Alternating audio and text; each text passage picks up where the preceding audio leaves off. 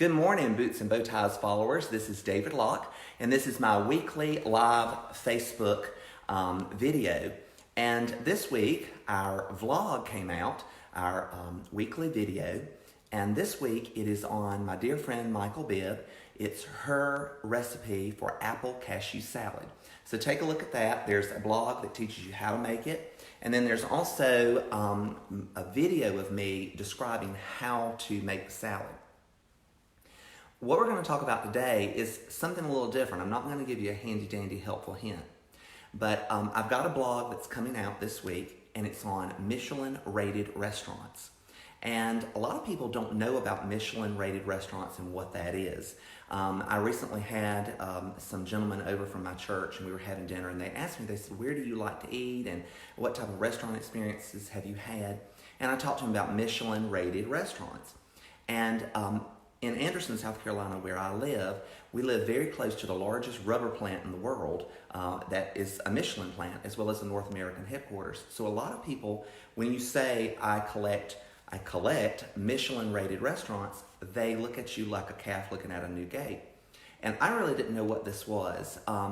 In my 20s, I traveled with some friends in Europe, and they began telling me about that Michelin, which of course is a French tire company, started publishing guides in the early 20th century. And the reason they started publishing these guides was there were very few people in France that had cars. So Michelin started publishing guides about restaurants and hotels as an impetus to get people to drive.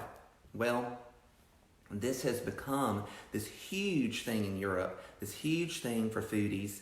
It's now in America, it's even in Japan, it's in a lot of different countries. And if you go to a restaurant and it's Michelin listed, then that means it is fabulous food. So if it has a sticker that has a Michelin man on it, it's this amazing restaurant. The first time I ever went to one, it was before I was married to my wife. I was with my parents. I was horribly jet lagged. We were in a restaurant in Vienna, and it just had the sticker, and I had some of the best food I'd ever had. And then we stayed in a chalet, a family-owned restaurant and hotel in Germany, and they were Michelin listed. But then there's also what are called the stars. And I don't know how many of you have watched the movie, the Helen Mirren movie, The 100-Foot Journey. But basically, it's about a restaurant trying to become a 2-starred restaurant that's already got a 1-star. So there's an illusion, if you're a Star Wars fan, that if you are Michelin listed, you're a Jedi. If you have 1 star, you're Obi-Wan. If you have 2 stars, you are Darth Vader. And if you have 3 stars, you're a Sith Lord. And not to be sacrilegious, but I've also heard if you have 1 star, you're Peter. If you have 2 stars, you're Paul. If you have three stars, you are Jesus.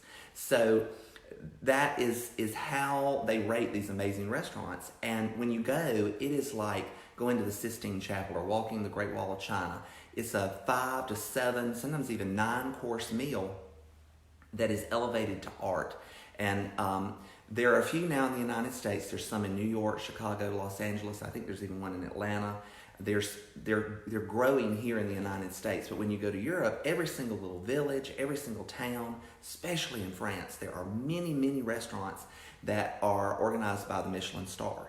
So that's something I wanted my viewers to know about because hopefully through Boots and Bow Ties, I'm helping you cultivate your knowledge about food and becoming a better foodie, as we call it. My wife and I are foodies.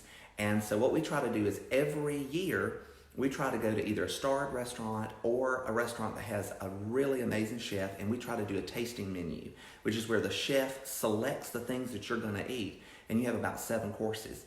So somebody asked me, they said, what are some of the things you've had at some of these Michelin-rated restaurants? One of them was bull's heart. It tasted like wonderful beef. About halfway through, I got to noticing the little muscular striations. That was a little like being in biology class, but still it was marvelous food. I've had bull's tongue, I've had frog's legs with young onion soup, and a lot of normal things too, different fish, pork, you name it. Amazing desserts, amazing chocolates, amazing wines. So check out that blog. It'll be coming out in a few days about Michelin-rated restaurants. And now you know that Michelin is more than just about tires. Please, if you haven't already, go to my website. It's bootsandbowties.com. Please subscribe. Share our blogs with your friends. Of course, we're on Pinterest, we're on Instagram, I'm on Twitter, and I'm on Facebook. And it helps me if you share these videos. I'm really having a good time. I want to welcome all my new followers. We've got people from Maine to Florida to California to Alaska, all across the United States. And I'm so glad you're here. And again, I'm David Locke with Boots and Bow Ties, and I hope y'all all have a fabulous weekend ahead. I'm going to give you a Facebook poke, and y'all have a great day.